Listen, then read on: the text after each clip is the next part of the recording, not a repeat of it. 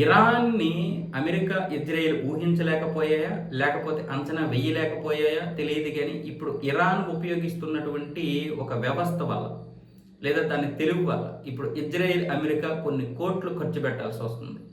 ఇప్పుడు ఇరాన్ కేవలం 20 లక్షల రూపాయలు ఖర్చు పెడితే, అటు నుంచి 5-6 కోట్ల రూపాయలు ఖర్చు పెట్టాల్సొస్తుంది ఇజ్రాయెల్‌కి, అమెరికాకి. సో, ఇప్పుడు అదే అమెరికాని భయపెడుతున్నటువంటి పరిస్థితి. ఏంటి?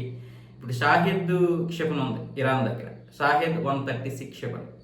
ఇది కేవలం 15-16 లక్షల రూపాయలు. అంటే ఒక $19,000-20,000 మాత్రమే దీని ధర. కానీ దీన్ని అడ్డుకోవడానికి అటువైపు ఏమొచ్చేసి ఇజ్రాయెల్ ఐరన్ డోమ్‌లో ఉన్నటువంటి క్షిపణులు ఉపయోగించాలి. దాని యొక్క ధర 40-50 లక్షల మధ్యలో ఉంటుంది.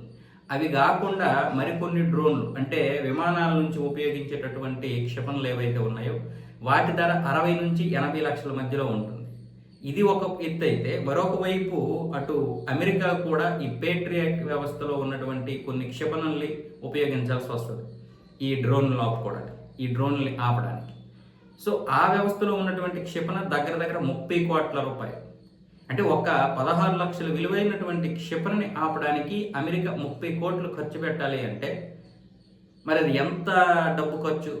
కాబట్టి ఈ యొక్క వ్యవస్థ వల్ల ఇరాన్ వీళ్ళని ముప్పు తిప్పలు పెడుతుంది. ఇలాగే కొనసాగితే అమెరికాకి చాలా తొందరలోనే తీవ్రమైనటువంటి నష్టం చూడాల్సి వస్తుంది. పైగా దాని యొక్క ఆయుధ సంపత్తి తొందరగానే కరిగిపోతుంది. అదే ఇప్పుడు అమెరికాని, ఇజ్రాయెల్ని కంగారు పెడుతున్నటువంటి విషయం.